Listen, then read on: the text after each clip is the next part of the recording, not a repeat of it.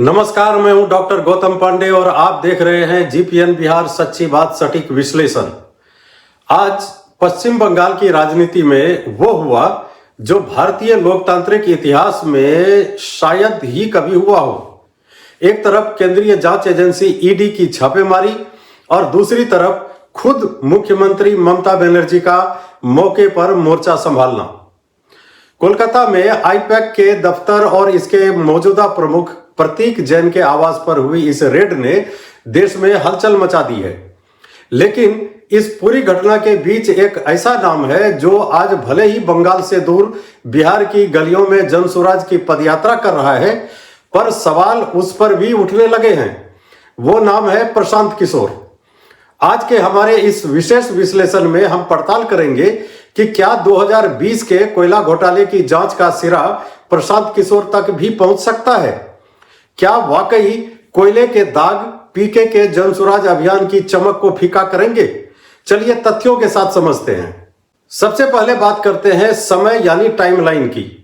ED जिस कोयला तस्करी और मनी लॉन्ड्रिंग मामले की जांच कर रही है, उसका मुख्य दौर साल 2020 माना जाता है। यह वही साल था जब पश्चिम बंगाल में 2021 के विधानसभा चुनाव की बिसात बिछाई जा रही थी।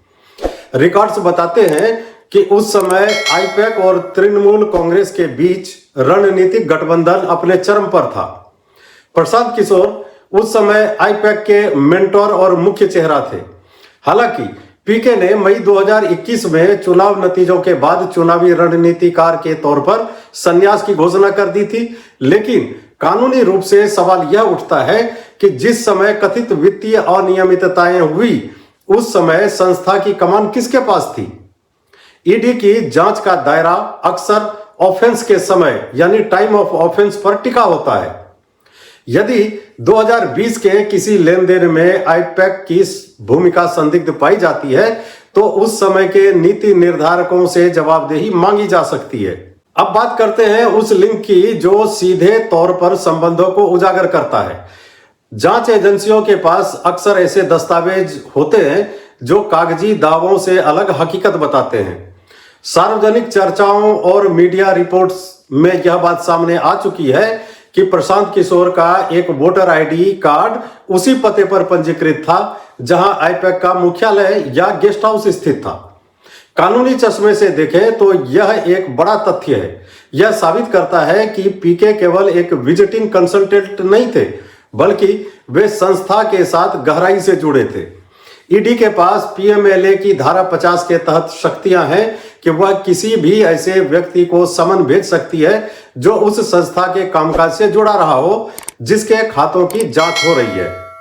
यहां सवाल यह नहीं है कि कोई दोषी है या नहीं, सवाल यह है कि क्या पीके को जांच में सहयोग के लिए बुलाया जा सकता है। विशेषज्ञों का मानना है कि संभावनाओं से इनकार नहीं किया जा सकता। आज जो कोलकाता में हुआ, उसने संदेह की आग में घी डालने का काम किया है।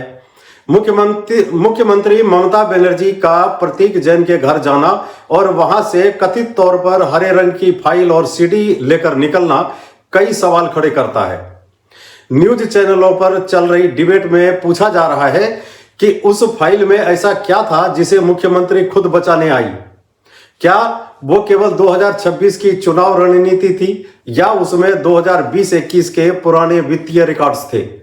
विपक्षी दलों का आरोप है कि मुख्यमंत्री दरअसल उन सबूतों को बचा रही थी जो उनके और आईपैक के पुराने संबंधों की पोल खोल सकते हैं। अगर उन दस्तावेजों का संबंध उस दौर से है जब प्रशांत किशोर सर्वे सर्वा थे आईपैक के, तो निश्चित रूप से जांच की आंच उन तक भी पहुंच सकती है। हालांकि यह सब अभी जांच का विषय है और हम किसी पर आरोप नहीं लगा रहे हैं, लेकिन राजनीतिक गलियारों में सुगबुगाहट तेज हो गई है। निष्कर्ष क्या है? देखिए, प्रशांत किशोर वर्तमान में बिहार में एक वैकल्पिक राजनीति की बात कर रहे हैं, लेकिन कानून की प्रक्रिया अक्सर पुरानी फाइलों से निकलकर आती है।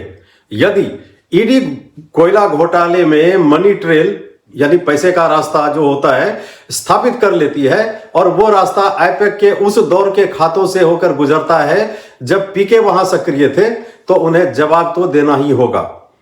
क्या यह राजनीतिक प्रतिशोध है या निष्पक्ष जांच, यह तो अदालत तय करेगी।